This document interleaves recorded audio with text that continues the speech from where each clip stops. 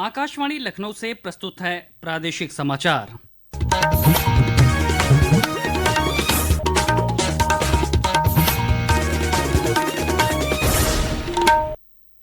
मुख्य समाचार।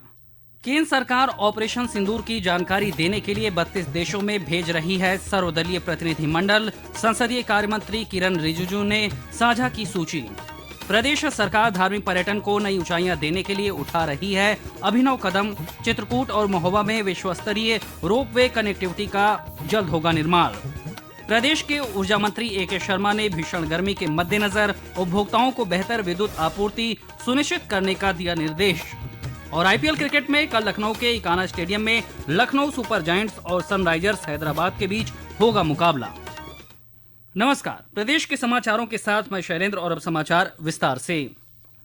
केंद्रीय संसदीय कार्य मंत्री किरण रिजिजू ने कहा है कि 7 सर्वदलीय प्रतिनिधिमंडल जल्द ही 32 देशों के साथ बातचीत करेंगे।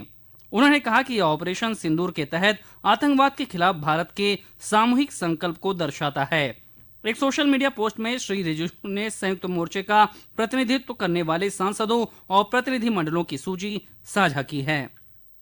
भाजपा सांसद बैजयंत पांडा के नेतृत्व में पहला समूह सऊदी अरब, बहरीन, कुवैत और अल्जीरिया का दौरा करेगा। भाजपा सांसद रविशंकर प्रसाद के नेतृत्व में दूसरा समूह ब्रिटेन, फ्रांस, जर्मनी, यूरोपीय संघ, इटली और डेनमार्क का दौरा करेगा। जनता दल यूनाइटेड सांसद संजय कुमार झा के नेतृत्व में तीसरा समूह इंडोनेशिया, मलेशिया, दक्षिण कोरिया, जापान और सिंगापुर का दौरा करेगा। शिवसेना सांसद श्रीकांत एकनाथ शिंदे के नेतृत्व में चौथा समूह संयुक्त अरब अमीरात, लाइबेरिया, कांगो और सिएरा लियोन का दौरा करेगा। कांग्रेस सांसद शशि थरूर के नेतृत्व में 5वां प्रतिनिधिमंडल अमेरिका, पनामा, गुयाना, ब्राजील और कोलंबिया का दौरा करेगा। डीएमके सांसद कनिमोझी करुणानिधि के नेतृत्व में 6ठा प्रतिनिधिमंडल स्पेन, ग्रीस, स्लोवेनिया, लातविया और रूस का दौरा करेगा। राष्ट्रवादी कांग्रेस पार्टी शरद चंद्र पवार की सांसद सुप्रिया सुले के नेतृत्व में 7वां समूह मिस्र, कतर, इथियोपिया और दक्षिण अफ्रीका का दौरा करेगा। अनुपम की रिपोर्ट के साथ समाचार कक्ष से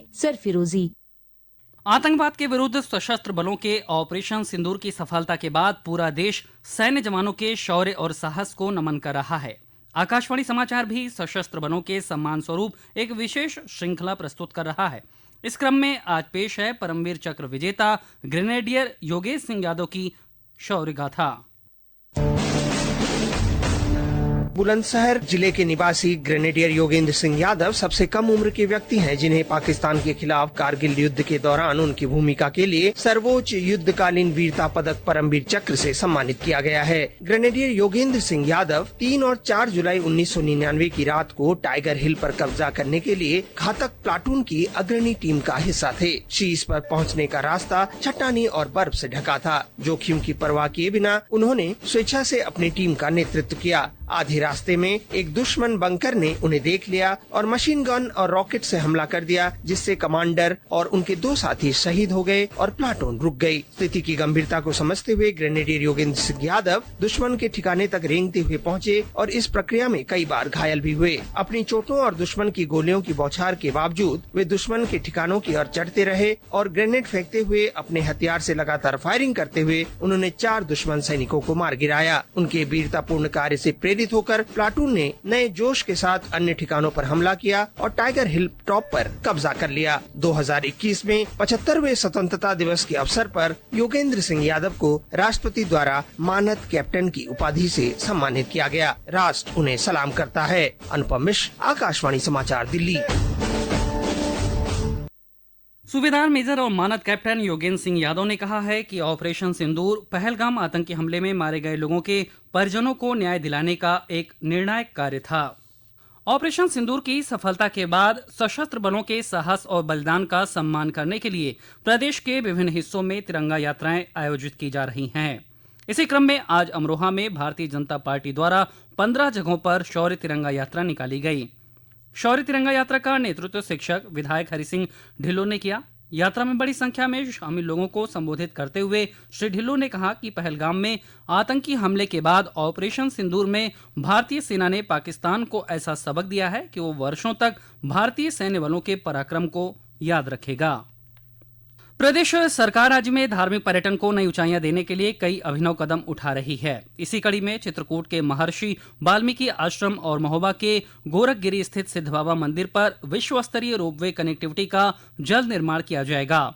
प्रदेश के पर्यटन मंत्री जयवीर सिंह ने आज लखनऊ में बताया कि रोपवे परियोजनाओं को शुरू करने का उद्देश्य श्रद्धालुओं की यात्रा को सुविधाजनक और सुरक्षित बनाना है। श्री सिंह ने कहा कि श्रद्धालुओं को मंदिर तक आसानी से पहुंचाने के लिए रोपवे कनेक्टिविटी शुरू की जाएगी। इसके लिए 9,750 वर्ग मीटर जमीन चिन्हित की गई है। उधर बलरामपुर जिले के तुलसीपुर स्थित ऐतिहासिक देवीपाटन मंदिर में श्रद्धालुओं को आकर्षित करने के लिए एक तैरता संगीतमय फव्वारा, multimedia laser show, beam projection और पानी की स्क्रीन पर वीडियो प्रोजेक्शन स्थापित करने जा रही है। एक रिपोर्ट।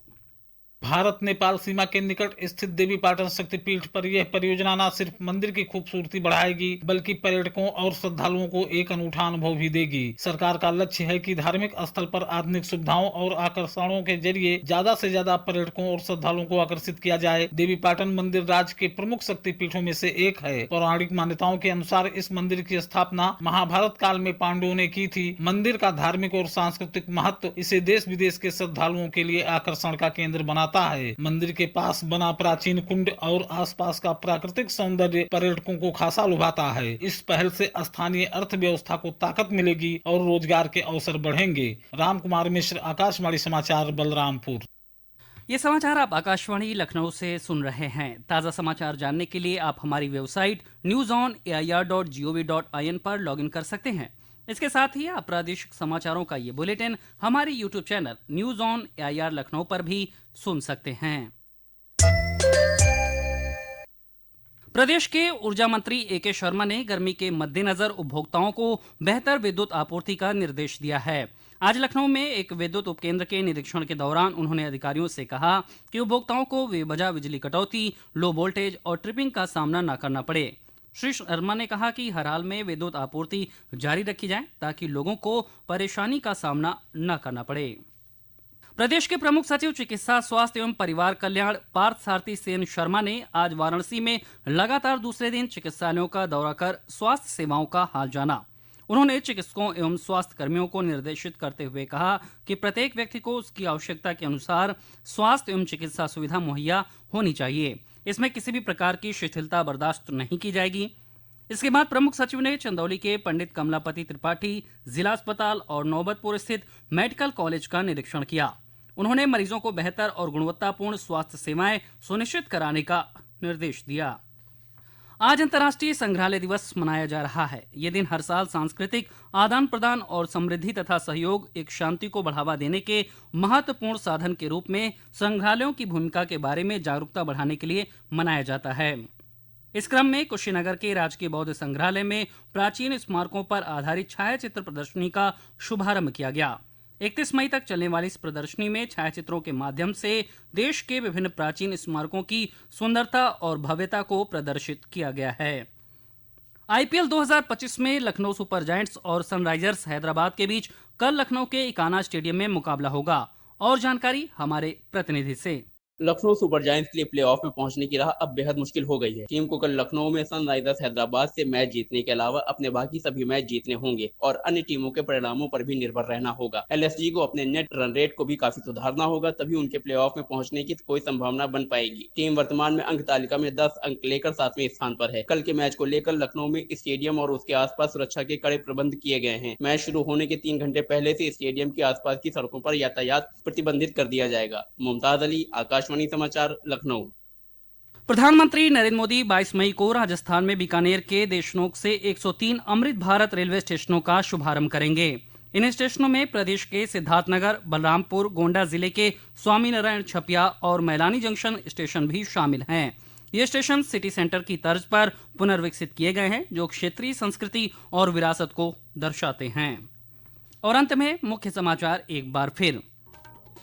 केंद्र सरकार ऑपरेशन सिंदूर की जानकारी देने के लिए 32 देशों में भेज रही है सर्वदलीय प्रतिनिधि मंडल। संसदीय कार्य मंत्री किरण रिजिजू ने साझा की सूची। प्रदेश सरकार धार्मिक पर्यटन को नई ऊंचाइयां देने के लिए उठा रही है अभिनव कदम। चित्रकूट और महोबा में विश्व स्तरीय रोपवे कनेक्टिविटी का जल्द होगा निर्माण। प्रदेश के ऊर्जा मंत्री ए.के. शर्मा ने भीषण गर्मी के मद्देनजर उपभोक्ताओं को बेहतर विद्युत आपूर्ति सुनिश्चित करने का दिया निर्देश। और आईपीएल क्रिकेट में कल लखनऊ के इकाना स्टेडियम में लखनऊ सुपर जायंट्स और सनराइजर्स हैदराबाद के बीच होगा मुकाबला। इसी के साथ प्रादेशिक समाचारों का ये बुलेटिन समाप्त हुआ। अगला बुलेटिन रात 8 बजे एफएम पर प्रसारित किया जाएगा। नमस्कार।